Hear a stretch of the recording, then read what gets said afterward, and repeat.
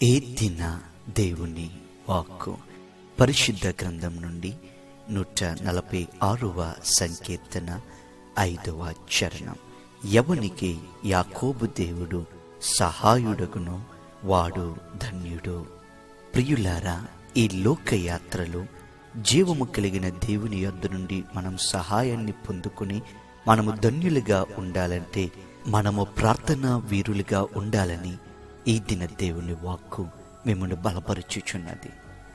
ఈ వాక్కుని వింటున్న ప్రియమైన సహోదరుడా, ప్రియమైన సహోదరి, ఈ లోకంలో నీ జీవిత యాత్రలో నీవు హ్యాపీయెస్ట్ పర్సన్గా ఉండాలని ఇష్టపడుతూ ఉంటావు. సంతోషముగా బ్రతకాలని, జీవించాలని నువ్వు ఎంతగానో ఆకాంక్షిస్తూ ఉంటావు. నీ కుటుంబంలో సంతోషం ఉండాలని, నీ జీవితమును సంతోషముగా గడపాలని నువ్వెంతగానో ఇష్టపడుతూ ఉంటావు. ఇప్పుడు మనము ఈ లోకంలో సంతోషముగా బ్రతకాలంటే, ఆనందంగా మనము ఉండాలంటే కష్టాల నుంచి మనం బయటికి రావాలి. సహాయం చేసేవాడు ఎవరో ఒకరు ఉండాలి. ఇప్పుడు మన బాధల్లో, మన శ్రమల్లో, మన కష్టాల్లో మనకి సహాయం చేసేవారు ఎవరైనా ఉన్నారంటే, ఎవరైనా మనకి ఒక దన్నుగా, ఒక ఆశ్రయముగా, నేను నీకున్నాను అన్న రీతిగా నిలబడితే ఎక్కడ లేని ఆనందము, సంతోషమును మనం కలిగి ఉంటాం. నాకు అతను ఉన్నాడు, ఏమీ పర్వాలేదు, నాకు సహాయం చేయడానికి ఫలానా వారు ఉన్నారు అన్న నిశ్చింతతో మనం సంతోషముగా ఉంటాం.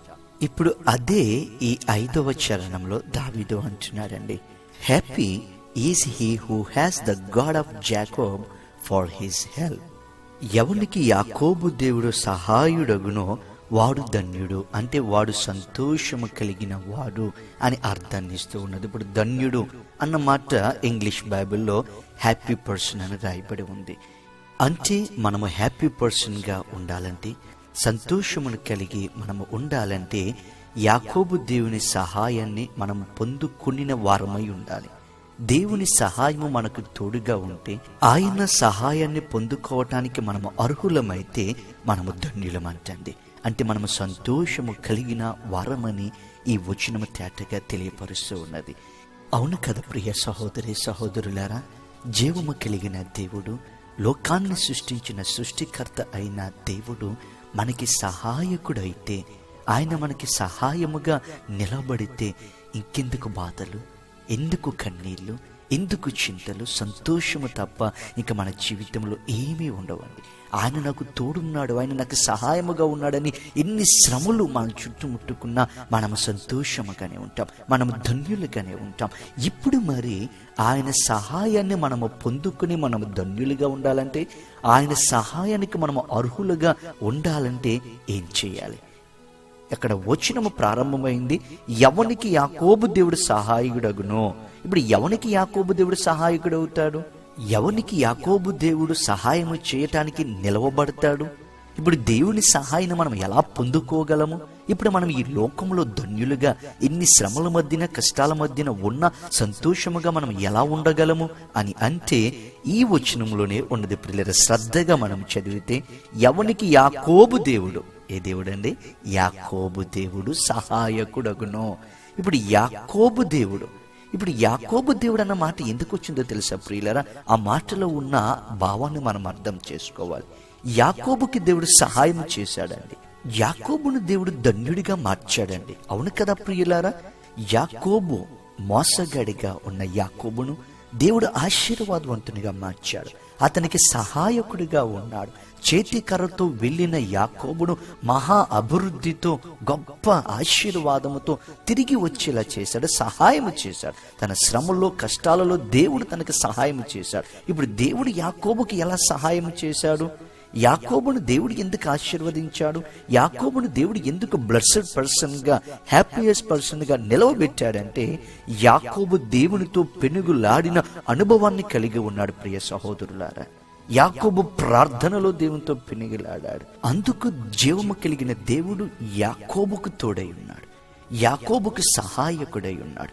అందుకే ఇక్కడ చక్కని మాట కీర్తనకారుడైన మహారాజైన జ్ఞాని అయిన దావీదు అంటున్నాడండి, ఎవనికి యాకోబు దేవుడు సహాయకుడు. యాకోబు దేవుడు అన్న మాట ఎందుకు అన్నాడు తెలుసండి? ఆనాడు యాకోబుకి దేవుడు సహాయముగా ఉన్నాడు. ఎందుకో తెలుసా? యాకోబు ప్రార్థనా జీవితాన్ని కలిగి ఉన్నాడు, ప్రార్థనా వీరుడిగా ఉన్నాడు, దేవునితో పోరాడిన వాడిగా ఉన్నాడు. ఈనాడు వాక్కును వింటున్న ప్రియ సహోదరుడా, సహోదరి, దేవుని సహాయాన్ని నువ్వు కావాలనుకుంటున్నా, నీ జీవిత యాత్రలో దేవుని సహాయాన్ని పొందుకొని నీవు ధన్యుడిగా, ధన్యురాలిగా ఉండాలనుకుంటున్నావు. అడుగుతున్నా, దేవునితో ఏకాంతముగా పోరాడే అనుభవం నీలో ఉన్నదా?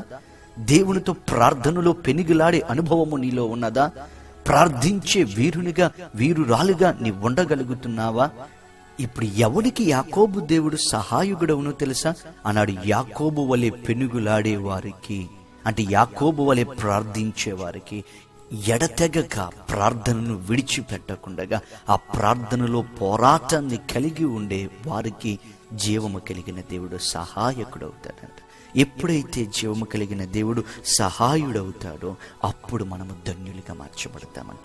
ఈనాడు వాక్కుని వింటున్నప్పుడు ఈ సహోదరుడా, సహోదరి, యాకోబు వలె ప్రార్థన అనుభవాన్ని మీరు కలిగి ఉండండి. దేవుని యొద్ద నుండి సహాయము రావట్లేదని, ప్రార్థనకి జవాబు రావట్లేదని ప్రార్థన చేయటం మానేవద్దు. అంశాన్ని ఎత్తిపెట్టి ప్రార్థించటం మానేవద్దు. ఆనాడు యాకోబు తొడగూటి మీద కొట్టినా సరే పెనుగులాడడం మట్టికి యాకోబు ఆపలేదండి.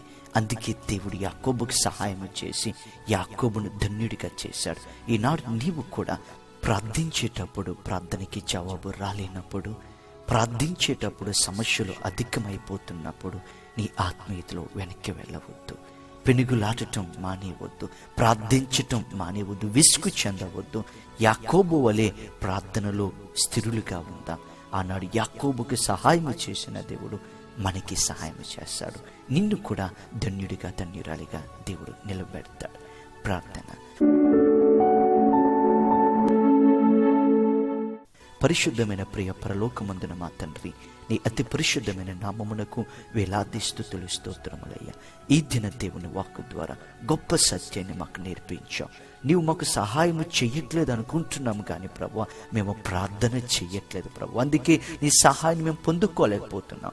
యాకోబు వలె పెనుగులాడలేకపోతున్నాం తండ్రి, విసుగు చెందుతూ ఉన్నాం. ఈ దినము నుంచి ఈ దిన దేవుని వాక్కు ద్వారా మా ఆత్మీయ జీవితాన్ని బలపరుచుకుని ప్రార్థనలో ఎడతెగక మేము ఉండుటకు, విశ్వాసముతో ప్రార్థించి గొప్ప కార్యాలు చూచుటకు సహాయం చేయమని యేసు నామమున అడుగుచున్నాము తండ్రి, ఆమేన్.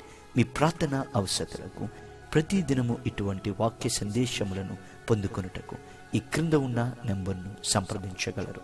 ఇట్లు ప్రభు సేవలో మీ సహోదరుడు Manoj hop. God bless you.